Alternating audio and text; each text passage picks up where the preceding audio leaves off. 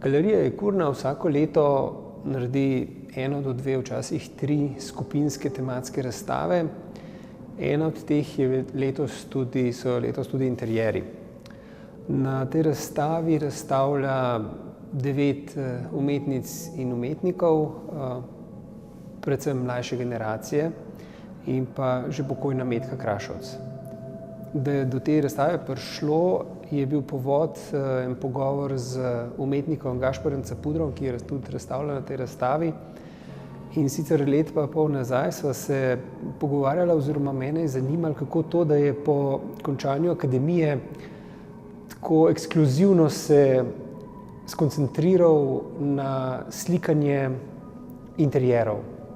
Tako da ta pogovor o njegovem razmišljanju je nanesel tudi na pogovor, na njegovo interpretacijo, da veliko umetnikov v Sloveniji slika interiere in ko jih je začel naštevati, ko je začel govoriti vsa ta dela, ki so mi bila delno tudi že poznana, se je meni utrnila ideja, da je to bila pa mogoče zanimiva razstava in sva se nekako družno zmenila, da bi mogoče pač skupaj nekako skoncipirala neko idejo za interier.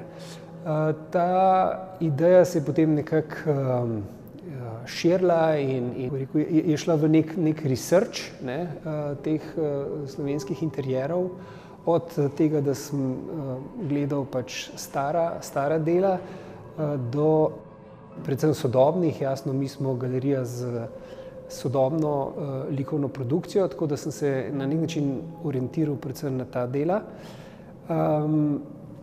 In en prelom v pripravi te razstave se je zgodil, ko sem naletel na dela italijansko-slovenskega umetnika Stefana Garbulje, ko sem v njegovem portfoliju odkril neko serijo slik, ki se je imenovala Unheimlich. In me je potem ta nedomačnost domačega, ta ideja na nek način zaznamovala v smeri, kamor sem potem izluščil ali pa usmeril fokus te razstave. Zdaj, pri izboru sem sledil predvsem potem praznim prostorom, to je bila ena pomembna izhodiščnica, ker ti prazni prostori so mi dajali neko pot v vprašanje zasebnosti, intime, javnosti, odnosa, predvsem pa odnos gledalca do potem posameznega dela. In tle se mi zdi, da se je ta razstava izkristalizirala.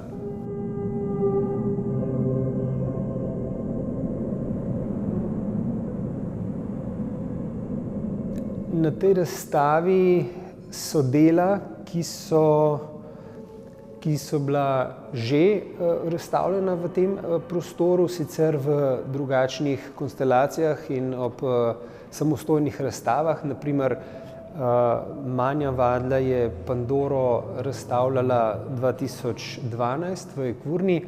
To je bila zelo pomembna razstava, predvsem zame, kot tudi mogoče za Ekurno, v smislu, da je pustila ta glavne stene, ki so reprezentančne in kamor ponavadi obesimo najpomembnejša dela, je pustila prazne in se skoncentrirala na centralni del prostora.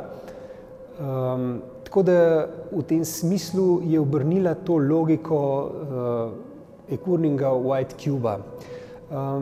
In to je bilo tisto, kar se je meni zdelo zanimivo in zaradi tega sem jo pač tudi povabil, da je neko novo varianto te Pandore poustvarila tudi na tej razstavi, s tem, da jasno ohranja to svojo osnovno sporočilo raziskovanja travm in neke vrste zgodovine lastne družine, lastne familije, sramu, strahu, ki pač nas zaznamujejo in se vlečejo iz včasih skoraj kot eno prekletstvo iz generacije v generacijo. Potem delo Borisa Beje je bilo tukaj razstavljeno seveda spet v drugačni kompoziciji skupaj s Suzano Barborović leta 2013 kot diplomska razstava. Zdaj nov del so pač te lilije, ki so bile na otvoritvi seveda jasno sveže in zdaj tekom razstave počasi odmirajo. Za to delo sem se odločil predvsem v kombinaciji z dvema deloma Metke Krašovc. Ta rdeča slika Metke Krašovc iz leta 1972, Tišina, je pravzaprav podoba postelje, na kateri je umirala njena mama. Ta postelja, ki preči prostor in na drugi strani je jutro, ki napoveduje neko nov začetek, neko novo upanje. Ravno tako Metke Krašovc, ravno tako iz leta 1972. Vmes je pač se zgodilo tudi to, da je pač Metka Krašovc na nek način zaradi bolezni v bolnici umrla, tako da so te bolnišne, da je ta bolnišnična postelja Borisa Beje in te lilije, ki počasi umirajo, na nek način nek tak transcendentni moment med tema dvema slikama.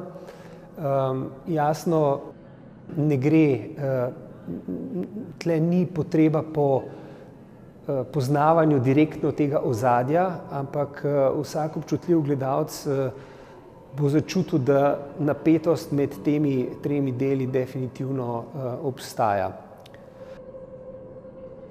Potem lahko rečem, da je bil v tem prostoru leta 2021 so bila razstavljena tudi dela Anžeta Severja, mali 3D printi, beli v nekem septičnem, pod nekim septičnim steklenim zvonom, ki mogoče takrat niso bili, po mojem mnenju, na tisti razstavi najbolj prezentirani, so pa zato tokrat v veliko boljši prezentaciji in veliko bolj adekvatno postavljeni. In pri njih na nek način imamo en tak občutek, da v tej sterilnosti teh 3D printov je neka taka odbijajoča, kako bi rekel, in hkrati voajerska pozicija, zaradi tega, ker so tako, ker so beli, ker so pod tem steklenim zvonom na neki zavarovani, ampak po drugi strani jih obdaja steklo, se pravi, jih vidimo, lahko vstopamo v te prostore.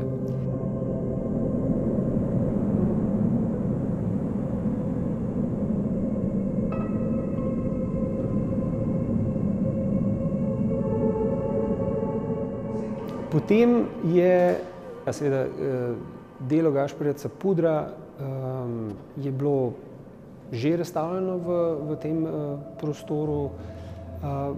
Predvsem pri njemu gre za to, to je zdaj že njegova predzadnja faza, kjer v raziskovanju kode in pa umetne inteligence z nekimi prompti ustvarja navidezne prostore, ki jih potem opremi z nekimi otroškimi elementi iz lastnega življenja. Potem imamo prvič razstavljamo v tem prostoru mlado umetnico Janjo Kosi, ki je z projekcijo enega objekta na steno na nek način obrne ta pogled v 4 različne interpretacije tega eksterierja, ki je zaradi svoje prosojnosti lahko hkrati tudi interjer in je v tem smislu optično izredno igriva in zanimiva. Jasno je ena izmed zelo pomembnih in zanimivih stvari tudi delo Stefana Grbulje, najmlajšega predstavnika na tej razstavi, kjer so bili v letih za časa covida v 2021 v Italiji strogo zaprti, in je bil rezultat to, da je pač ta ideja unheimlich, se pravi nedomačnost domačega, začela prebijati pri določenih ljudeh ali pa prihajati na plano. In točno to se je pri njemu pač je hotel to ponazoriti z tema dvema projekcijama. Na eni strani njegovega domačega prostora, kjer je bil zaprt, in na drugi strani je render, se pravi isti prostor je naredil v enaki pač velikosti, kakor je na fotografiji, s tem, da ga je pač da ga je slekel vseh teh človeških intervencij, se pravi človekove prisotnosti, njegove prisotnosti, tako da so ostale samo še pač na nek način gole stene. Mogoče najbolj toplo delo ali pa najbolj je v nekem kontrastu do tega unheimlich je delo Uroša Potočnika, kjer je nek tak človeški moment mogoče najbolj prisoten. Tam imamo na primer sploh v tem kontrastu zunanje modrine in hladu in pa notranje toplih tonov in pa pač tega igralnega avtomata fliperja. Seveda so noter zakodirane določene družbene, mislim, problem Nature 2001, ampak seveda to ni glavna poanta tega dela, bolj je ta štimunga, ki veje iz te slike, je na nek način magnetična oziroma privlačna, in to je tisto, kar je ta interjer naredi izjemno atraktiven za veliko število gledalcev. In na koncu imamo še Nino Čelhar z njenimi deli, ki so tako, kako bi rekel, natančno in tako krhko in stilizirano narejene, da včasih ima človek občutek, kakor da je že pogled preveč vsiljiv.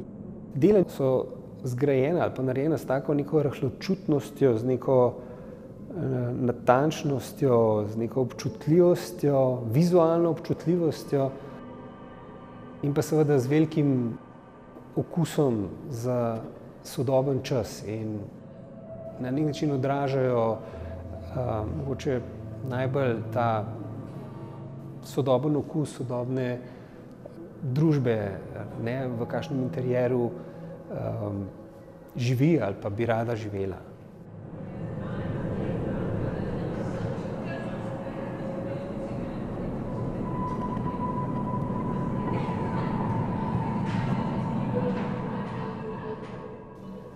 Nenazadnje je Galerija Ekurna v svoji 40-letni zgodovini postala tudi interjer Ljubljane, ena stalnica Ljubljane. In tako so tudi ta dela postala znotraj Galerije Ekurna v času te razstave neke vrste interjer v interjeru.